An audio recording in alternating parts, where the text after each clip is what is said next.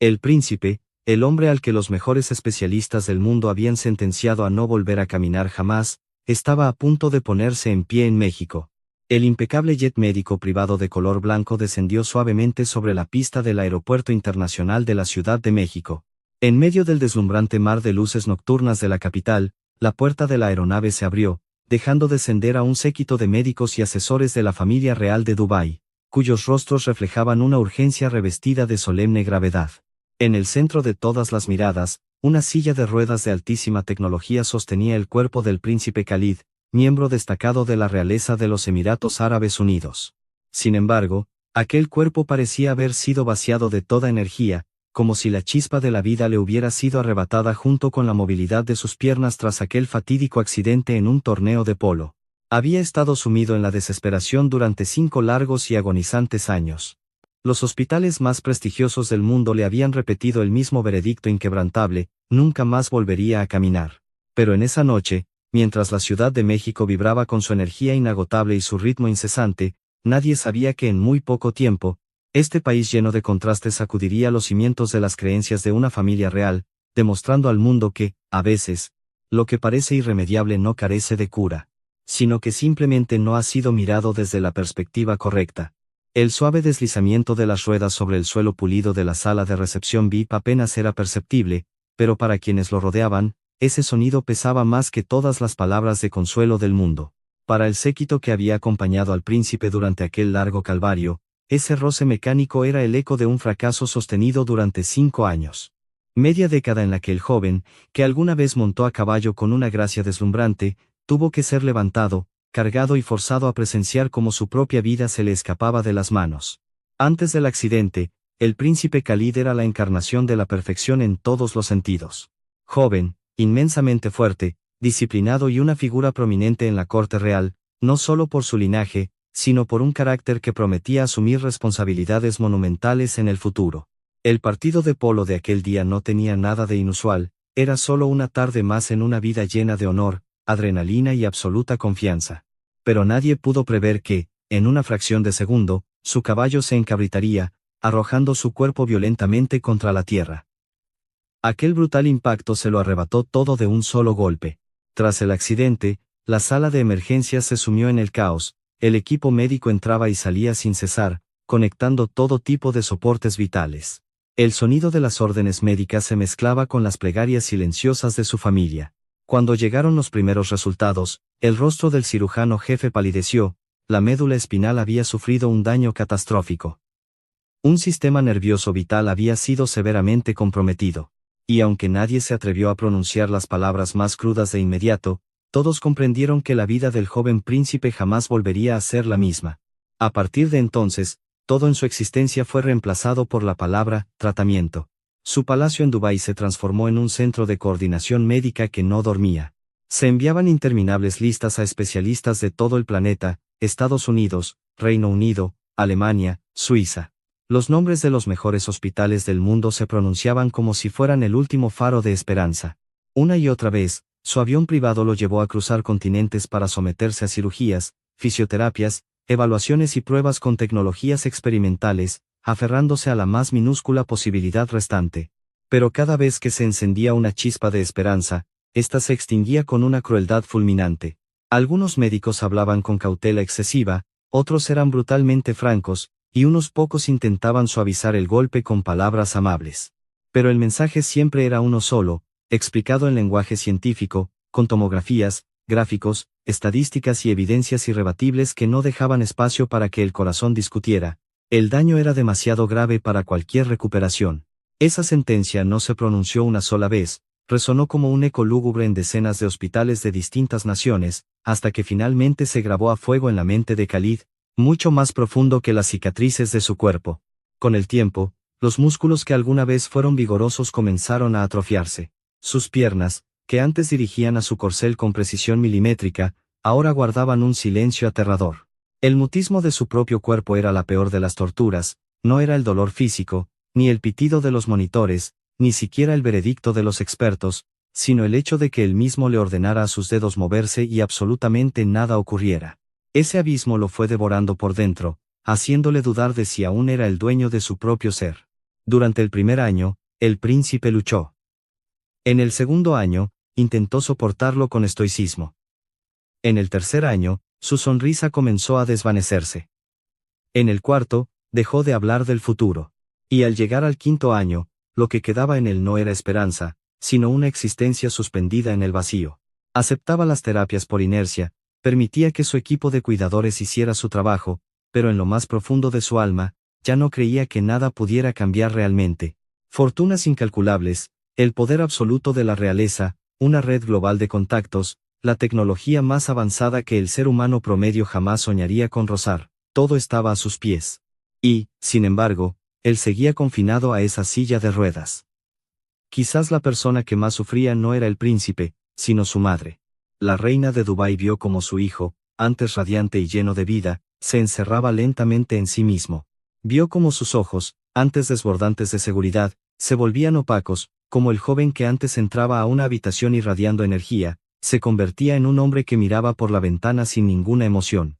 Para una madre, aceptar la derrota de un hijo es una tarea imposible, porque el corazón materno nunca deja de suplicar por una oportunidad, incluso cuando toda la lógica del universo dicta que ya no queda nada. Por lo tanto, este viaje a México no nació de la fe de Khalid, ni en lo más mínimo. Por el contrario, fue el fruto de las plegarias incesantes de su madre. La reina había escuchado fascinantes relatos sobre los métodos de curación en América Latina, específicamente en México, una tierra donde muchos creen profundamente en la interconexión inquebrantable entre el cuerpo, el espíritu y la sanación integral, fusionando la sabiduría milenaria con la ciencia médica moderna. Para otros, estos relatos podrían sonar como ilusiones sin fundamento, pero para una madre que había visto a su hijo ahogarse en la oscuridad durante un lustro, incluso el destello más tenue era suficiente para seguirlo. El príncipe, sin embargo, no llegó como un creyente. Llegó a la Ciudad de México como un hombre exhausto, sin fuerzas para creer en lo hermosa que pudiera ser esta metrópoli, en la legendaria calidez de su gente, o en el renombre que pudieran tener los médicos mexicanos. Ninguna de esas cosas podía atravesar la muralla de decepciones que se había solidificado en su pecho. Simplemente se dejó llevar por su séquito, dejó que la puerta del avión se abriera y que la silla rodara hacia adelante, como un hombre que acepta el viaje no porque crea en un milagro, sino porque no soporta la idea de herir el amor incondicional de su madre. Y es por eso que esta noche en la Ciudad de México tenía un significado tan trascendental, porque antes de que cualquier curación real pudiera ocurrir, la vida de Khalid había tocado su punto más oscuro. No esperaba un milagro, ni siquiera creía que los milagros existieran.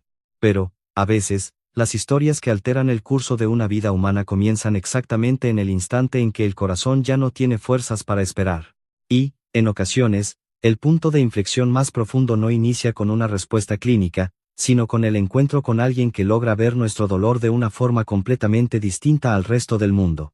La caravana de vehículos diplomáticos abandonó el aeropuerto de manera silenciosa.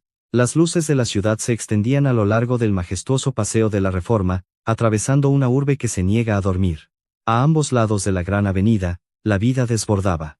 Los puestos de comida callejera aún exhalaban humo, y el inconfundible aroma a tacos al pastor, el dulce perfume de los churros y el olor a tierra mojada tras una tormenta reciente se mezclaban en el aire fresco de la madrugada.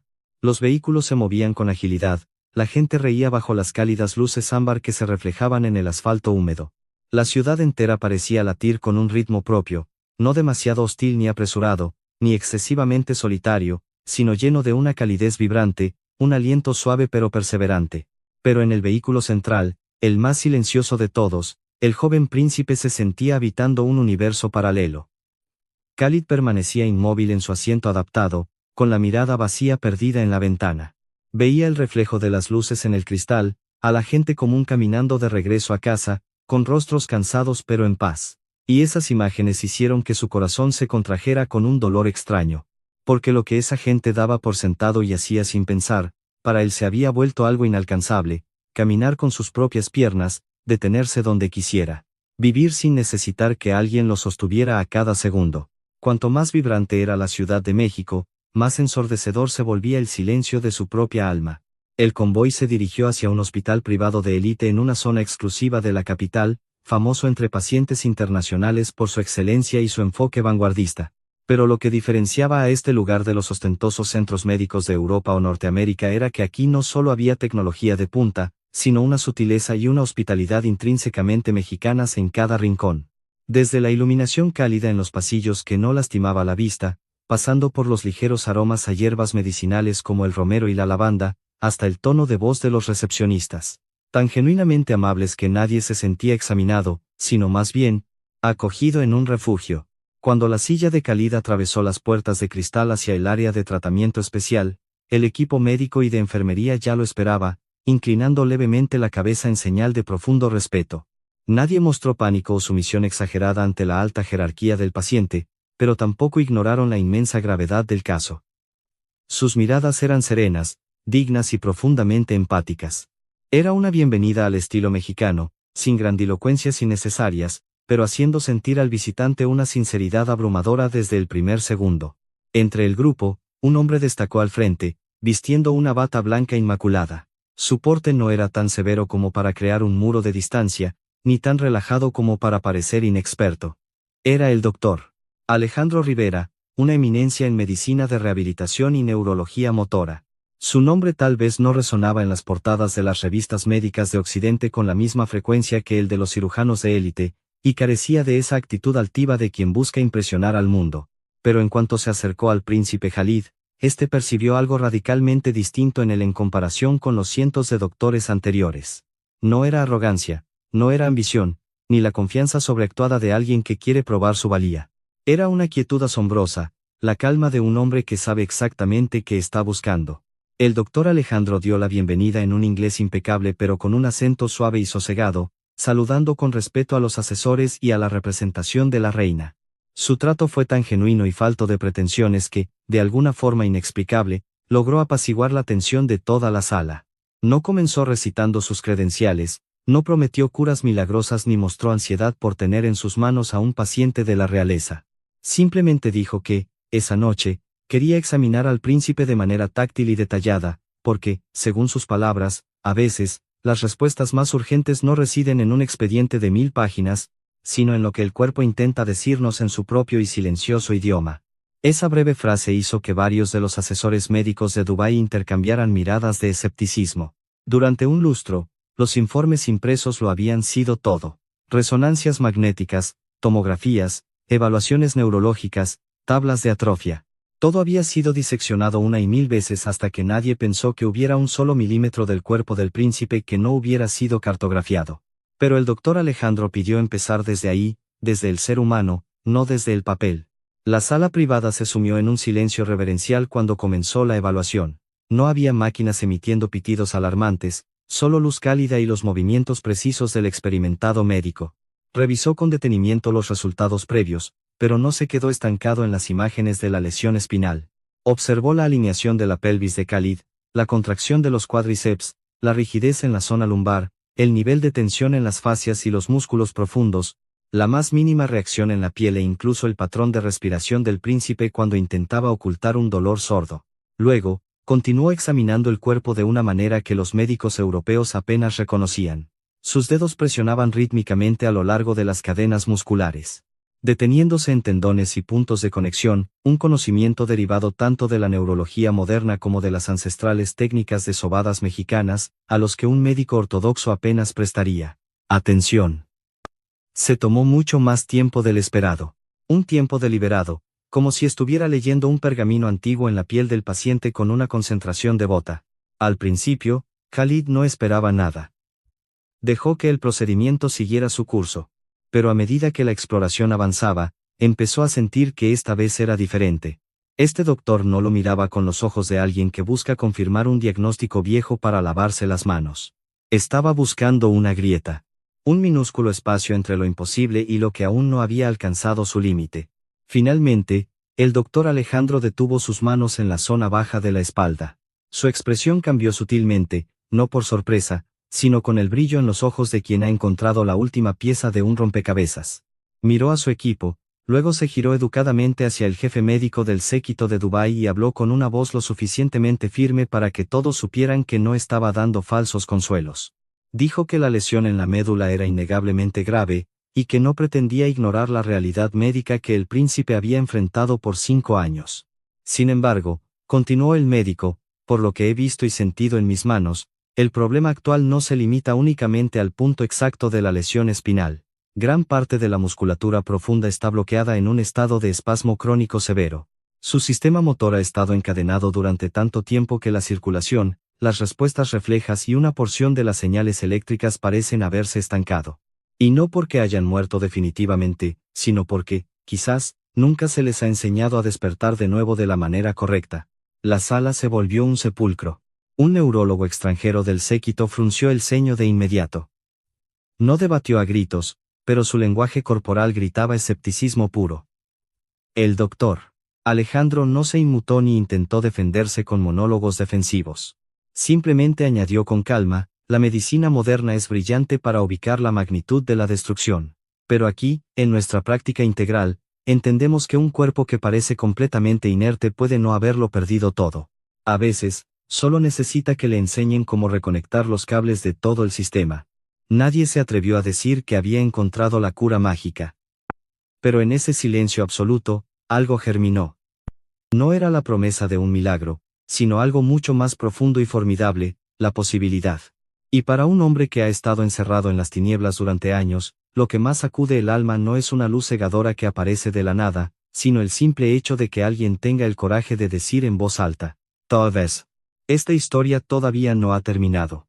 La frase, tal vez, esta historia todavía no ha terminado no borró las dudas de los médicos extranjeros, al contrario, hizo que el silencio fuera aún más denso. Los asesores reales intercambiaron miradas tensas. Esos hombres habían caminado por los pasillos de los hospitales más prestigiosos de la Tierra. Se sabían las tomografías de memoria, y habían escuchado a eminencias mundiales declarar categóricamente que no había retorno. Que un médico mexicano afirmara con tanta serenidad que existía una ventana de oportunidad era algo difícil de digerir. Pero lo distinto de esa noche fue que el doctor Alejandro no hablaba con el ego de alguien que quiere tener la razón. No desestimó la ciencia occidental, ni elevó sus métodos por encima de la medicina tradicional. Se mantuvo firme en el epicentro de la incredulidad y explicó, con un tono barítono y tranquilizador, que la ciencia había hecho aportes invaluables para salvar la vida del príncipe en la fase aguda.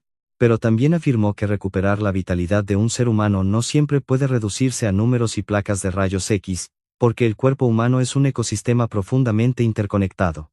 Se dirigió al príncipe Jalid, eligiendo sus palabras con una empatía quirúrgica. Durante 5 años, Alteza, su cuerpo no solo ha cargado con el trauma de la caída, ha enfrentado el trauma de la inmovilidad absoluta. Sus músculos han olvidado su danza natural, su circulación se ha alterado, y los canales de comunicación se han cerrado porque nadie ha intentado desenredar el nudo desde la raíz. En términos simples, lo que usted y el mundo creen que está muerto, podría estar simplemente sumido en un letargo demasiado profundo para responder a los estímulos convencionales. Nadie lo interrumpió. Luego, Alejandro habló de una filosofía de sanación profundamente arraigada en la cultura de México, la idea de que la enfermedad no es solo una falla mecánica, sino una desarmonía que afecta en cadena. Si el cuerpo está bloqueado, el espíritu se tensa, y si la mente pierde la esperanza, el cuerpo se amuralla aún más. Por ende, curar no es solo reparar la carne rota, sino desatar pacientemente los nudos del alma y del sistema físico al unísono. Un asesor de Dubái, tras un largo silencio, preguntó sin rodeos sobre el método.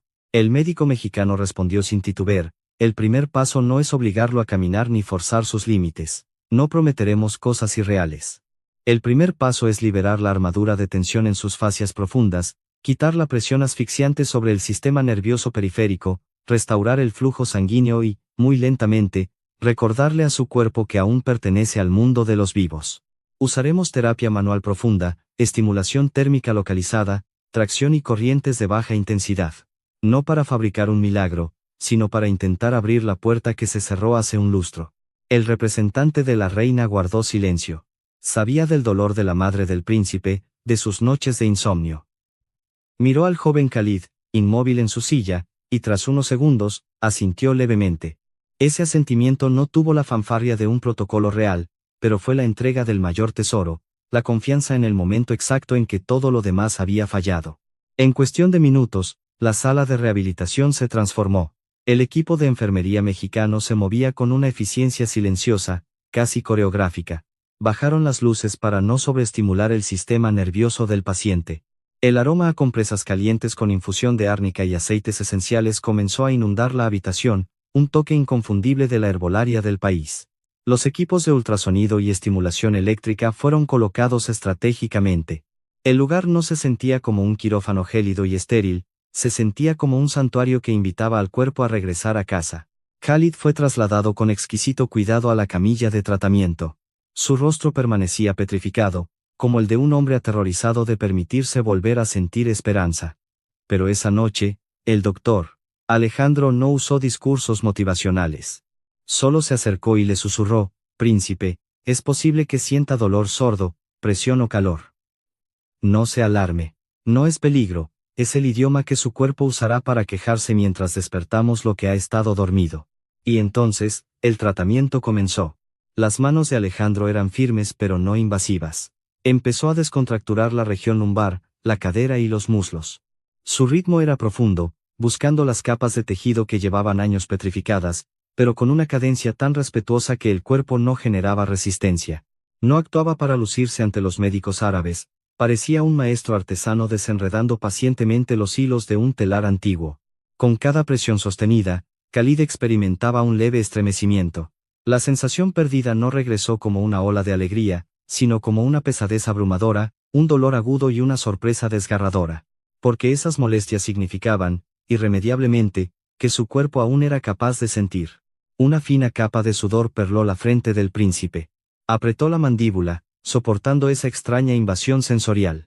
Durante 5 años, de la cintura para abajo, su cuerpo había sido un páramo inerte. Y ahora, bajo esa corteza de silencio, algo vibraba débilmente. El equipo médico mexicano lo notó, pero nadie hizo un espectáculo de ello. En la profunda tradición hospitalaria de este país, el alboroto no sana, solo la calma, la presencia y la observación devota obran milagros. Tras la terapia manual, Alejandro pasó a la estimulación localizada. Sus pulgares rastrearon los canales nerviosos desde la cadera hasta los gemelos. Se detuvo en un punto específico. Sus ojos se afilaron. Sin levantar la voz, le pidió a su asistente, una joven enfermera mexicana, que preparara las compresas de calor extremo y los electrodos de baja frecuencia. Ella obedeció con una rapidez felina, sin hacer una sola pregunta, como si estuvieran sincronizados telepáticamente en la misma misión. En un instante en el que nadie se atrevía siquiera a respirar, Khalid frunció el ceño con violencia. La mitad inferior de su cuerpo sufrió un levísimo espasmo. No fue un movimiento voluntario, ni una recuperación milagrosa que se pudiera fotografiar, pero fue una respuesta fisiológica que era imposible ignorar. Los ojos del doctor Alejandro se suavizaron, como quien acaba de escuchar la primera nota de una melodía perdida. No sonrió con arrogancia, no gritó victoria. Solo murmuró con una voz que era casi un suspiro: «Muy bien. El cuerpo está empezando a hablarnos». Esa frase fue un susurro, pero en aquella habitación resonó como un trueno. En ese segundo, nadie sabía cuán largo sería el camino, ni si el príncipe realmente volvería a caminar. Pero todos los presentes, hasta el médico más cínico del extranjero, supieron en sus entrañas que algo que llevaba media década muerto acababa de dar su primer aliento.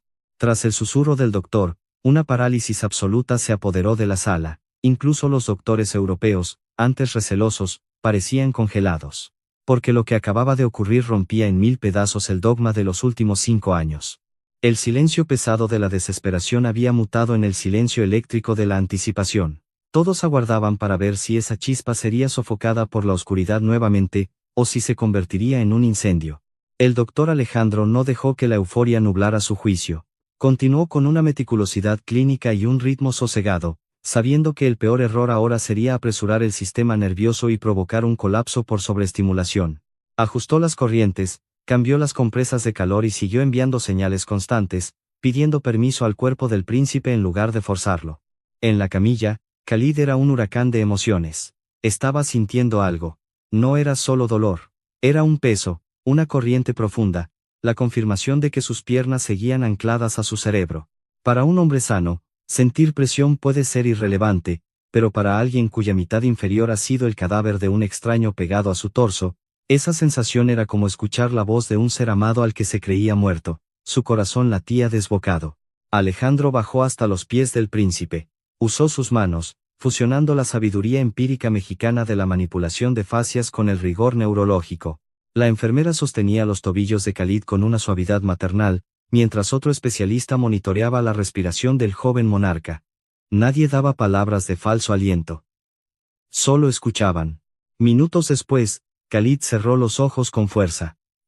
Esta vez, no fue un espasmo general. Fue una corriente eléctrica, débil pero innegable, que viajó desde su espina dorsal hasta la punta de su pie derecho.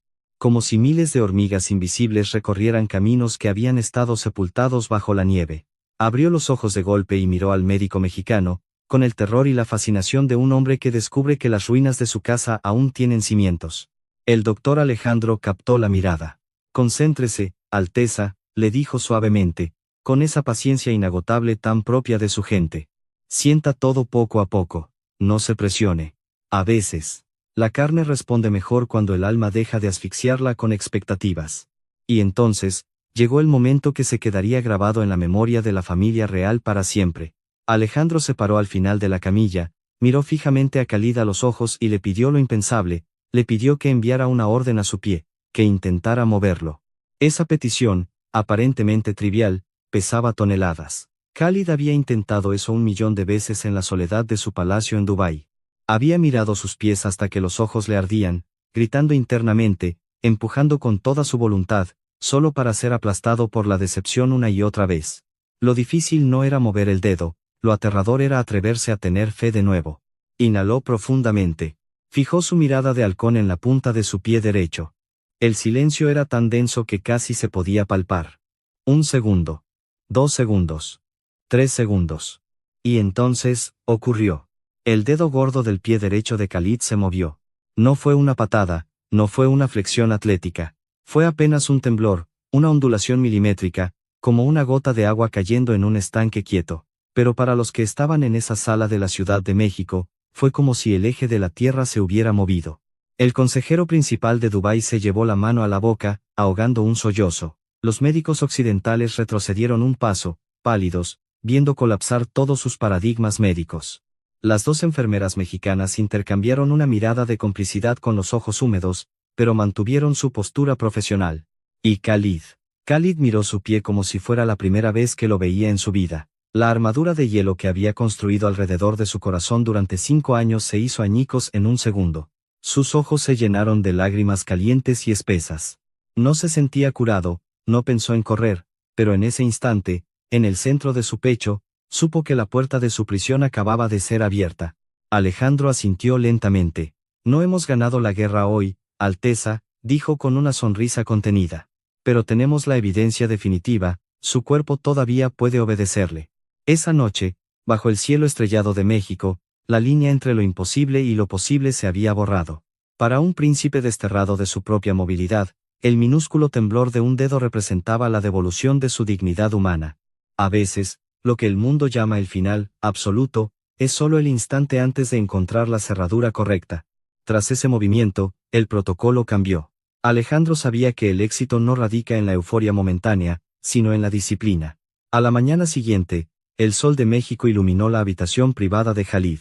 Al despertar, el príncipe sintió una pesadez dolorosa en los muslos, pero en lugar de deprimirlo, lo hizo sonreír. Ya no era un desierto, era un campo recién arado. Volvió a mandar la orden a sus dedos y, aunque la respuesta fue ínfima, ya no había vacío. El equipo de rehabilitación entró con la inconfundible calidez mexicana. No hubo adulaciones. Comenzaron el trabajo con un trato familiar y firme. La siguiente fase implicaba reconectar las grandes cadenas musculares. Alejandro usó técnicas de tracción precisas, exigiendo que la alineación de la pelvis y la espalda de Khalid volvieran a funcionar en sinergia. Recuperar el movimiento no es solo encender un interruptor, le explicaba el doctor mientras Khalid sudaba de dolor. Es como una gran orquesta sinfónica que lleva años sin tocar. Cada músico debe afinar su instrumento antes del gran concierto. Y aunque el dolor era atroz, Khalid apretaba los dientes con gratitud. Cada pinchazo era la confirmación de su existencia. Días después, la prueba se intensificó. Alejandro le pidió a Khalid que intentara levantar la pierna derecha de la camilla. Solo la intención. Khalid cerró los ojos, las venas de sus sienes se hincharon, su respiración se volvió pesada. Envió todo el poder de su alma hacia el cuádriceps.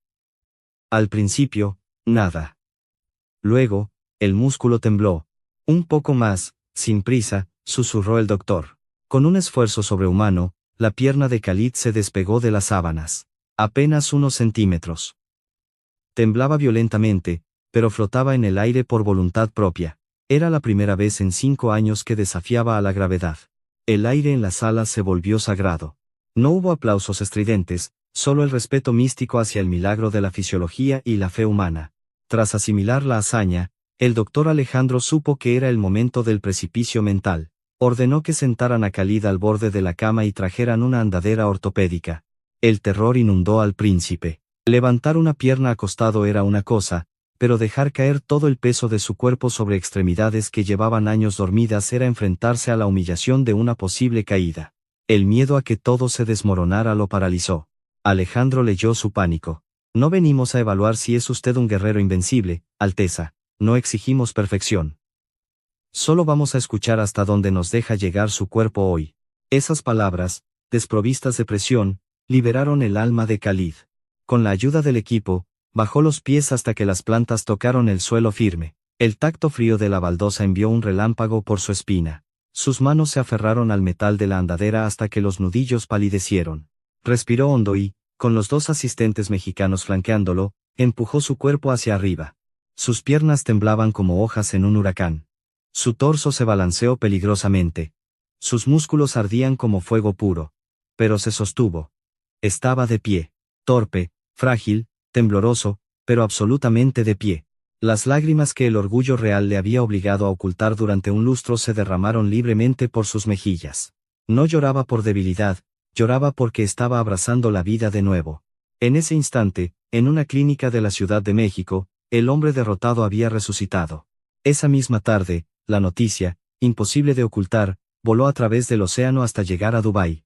En el majestuoso palacio emiratí, el silencio que siguió al reporte médico fue sepulcral. Se ha puesto de pie. Puede soportar su peso. Los funcionarios no podían procesar las palabras. La reina, al escuchar el mensaje, no pudo mantenerse en pie. La mujer que había soportado el peso del mundo por su hijo se derrumbó en un llanto desgarrador, liberando años de agonía reprimida. Sin dudarlo un segundo, ordenó preparar el avión real. Necesitaba cruzar el planeta entero, no como una monarca, sino como una madre desesperada por ver con sus propios ojos el milagro que le había sido concedido. Mientras la reina volaba hacia América, los días de rehabilitación de Khalid en México se convirtieron en un ritual de redención. El enfoque del equipo era asombrosamente integral. No solo le enseñaban biomecánica, le enseñaban a respirar, a perder el miedo. Las enfermeras mexicanas lo trataban con un afecto que curaba tanto como los electrodos. Le traían agua fresca, le sonreían con el alma y lo alentaban a cada paso. El doctor Alejandro le recordaba constantemente que el miedo era el peso más grande, y que hasta que no soltara el terror a caer, su cuerpo no caminaría libremente. Un día, Khalid se encontraba entre las barras paralelas del gimnasio de rehabilitación. Su progreso había sido meteórico. Caminaba aferrado a las barras, sintiendo cada transferencia de peso. Su cuerpo recordaba el mapa de su propia anatomía. Entonces, Alejandro le hizo una señal al equipo para que retrocediera. Paso a paso. No busque ser perfecto. Solo sea real, le dijo. Khalid soltó la barra derecha. Luego, con el corazón martillando, soltó la izquierda. El tiempo se detuvo. Adelantó el pie derecho. Aterrizó. Adelantó el izquierdo. Aterrizó. Caminó solo. Sin soporte, sin manos, sin engaños. Cuando llegó al final del recorrido, se giró. Sus ojos brillaban, pero esta vez, las lágrimas eran de pura e indomable libertad. La mañana en que la reina llegó al hospital en la Ciudad de México, el clima era perfecto. Un sol radiante bañaba los jardines del centro médico. Cuando las puertas de la sala de rehabilitación se abrieron, la matriarca de Dubái no encontró a su hijo en la silla de ruedas, ni postrado en una cama con cables. Encontró a Khalid, vestido con ropa deportiva, de pie entre las barras, erguido por su propia fuerza. Khalid dio un paso hacia ella. Luego otro. Caminaba hacia la mujer que nunca lo abandonó. La reina se llevó las manos al rostro y rompió en un llanto profundo, perdiendo toda la compostura real. Corrió hacia él y lo abrazó con la fuerza de quien recupera un pedazo de su propia alma. El príncipe aferró a su madre, escondiendo el rostro en su hombro, siendo nuevamente el hijo, no el paciente desahuciado. Los guardias reales de Dubái, entrenados para hacer estatuas de piedra, bajaron la cabeza para ocultar las lágrimas que resbalaban por sus mejillas. Cuando la tormenta emocional amainó, la reina se volvió hacia el doctor Alejandro Rivera. Con los ojos enrojecidos, le agradeció con una voz quebrada, sabiendo que ni todo el oro del mundo podía pagar lo que ese hombre acababa de hacer. El doctor mexicano, con la profunda humildad de su cultura, inclinó la cabeza. Majestad, el mérito no es mío. Es del coraje de su hijo, del trabajo de mi equipo, y de entender que el cuerpo humano tiene reservas de luz que la ciencia a veces olvida mirar, si no se trata a la persona con el respeto y el amor que su espíritu merece. Esa tarde, las cúpulas médicas de Dubái y México se sentaron a dialogar. La historia de Khalid dejó de ser el expediente de un paciente para convertirse en un puente entre dos mundos. La familia real comprendió que habían encontrado la salvación no en la soberbia de la tecnología sin alma, sino en un país que, a pesar del caos, miraba la vulnerabilidad humana a los ojos y la sanaba desde la raíz. El día que el príncipe Khalid de Dubái abandonó México, caminó por sí mismo hacia el avión. Sus pasos no eran perfectos, pero llevaban el peso de un hombre renacido. Al despedirse del equipo médico, hizo una profunda reverencia desde el corazón. La historia de su recuperación no solo sacudió los cimientos de la realeza emiratí, sino que dejó una lección imborrable para el mundo. A veces, lo que consideramos el fin irremediable de nuestro camino, no es más que la falta de una mirada lo suficientemente compasiva para notar que, bajo las ruinas del cuerpo y el silencio del alma, la vida siempre está esperando ser despertada una vez más.